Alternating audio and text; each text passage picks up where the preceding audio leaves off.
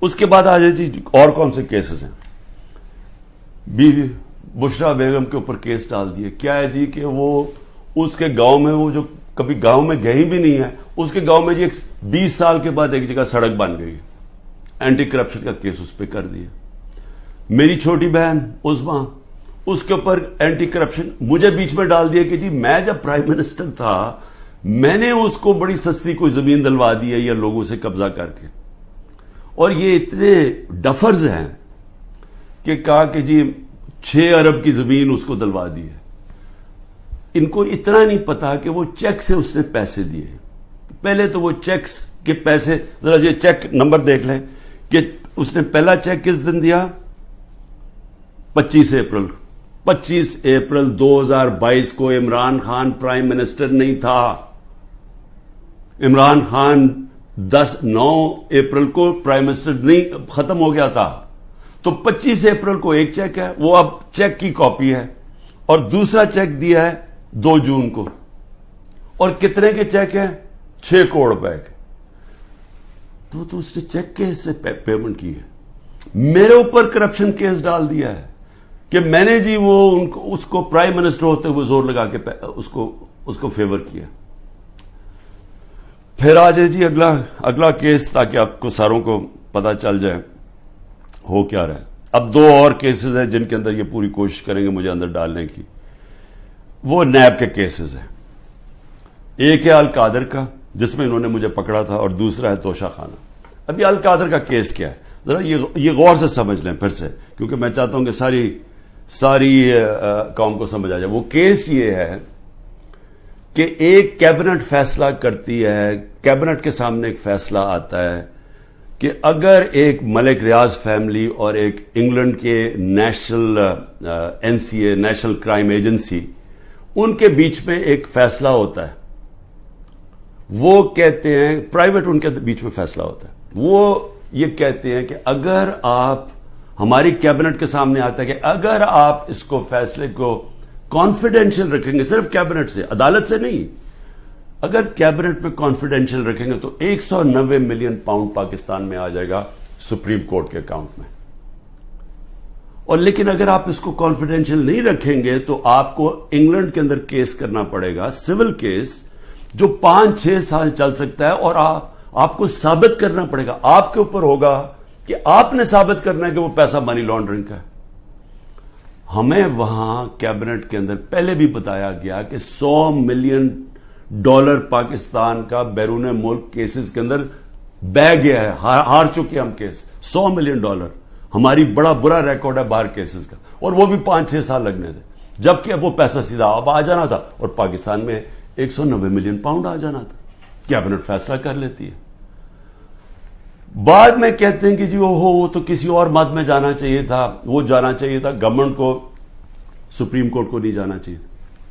بھیا کیبنٹ آج جا کے سپریم کورٹ کو کہے کہ جی وہ پیسہ دوسری طرف ٹرانسفر کریں اور ہم ثابت کر دیں گے کہ یہ پیسہ منی لانڈرنگ سے, تو آج بھی کر سکتے. کیا چیز روک رہی ہے ان کو؟ پیسہ تو پاکستان آ گیا ہے. اور کہہ یہ رہے ہیں کہ اس سے 7 مہینے پہلے, جو کہ القادر یونیورسٹی جو چیریٹیبل ٹرسٹ ہے, ادھر چل رہے ہیں, ادھر مفت تعلیم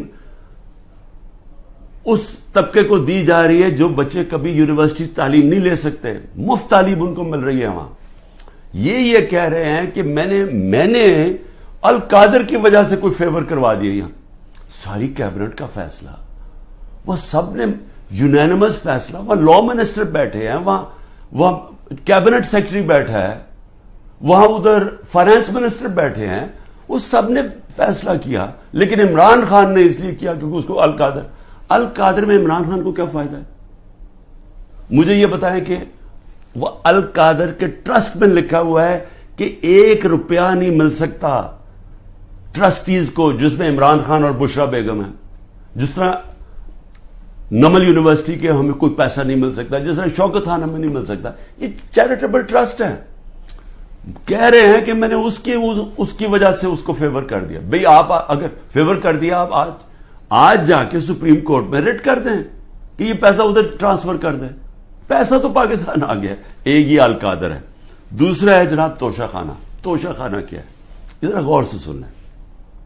70 سال سے قانون یہ ہے کہ جب گفٹس ملتی ہیں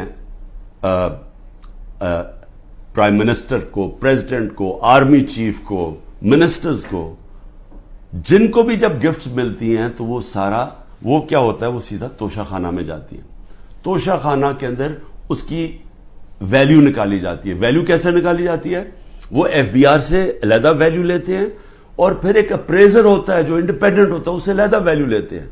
وہ جو ویلیو زیادہ ہوتی ہے وہ آ کے بتاتے ہیں کہ جی آپ نے بتائیں یہ اس کی ویلیو ہے، ان کے زمانے میں 20% دے کے آپ خرید سکتے ہیں اگر آپ نے رکھنا چاہیں. ہم نے اس کو 20 سے 50% کر دیا کہ آپ 50% دیں، وہ گورنمنٹ کو چلی جاتی ہے اگر آپ رکھنا چاہیں. یہ ہے قانون.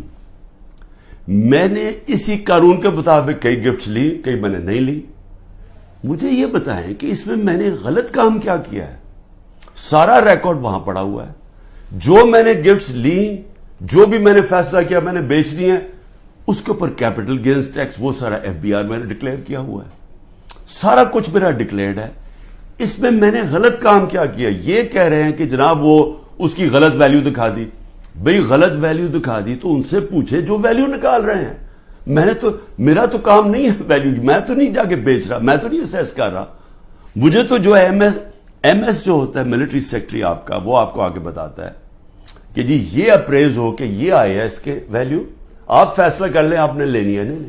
یہ ہوتا ہے اور یہ پہلے سے چلتا آ رہا ہے. بھی کون کس نے اس کا ویلیو رکھنا ہے وہ جا کے ان لوگوں سے پوچھے، وہ میرا اس پہ کیا تعلق ہے.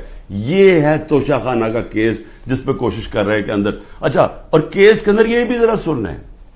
ایک توشہ خانہ کا کیس ہے، اس کے اوپر نیب بھی بلا رہی ہے، اس کے اوپر الیکشن کمیشن بھی اس کو اٹھایا ہوا ہے اور ایف آئی آر بھی کاٹی ہوئی ہے اس کے اوپر.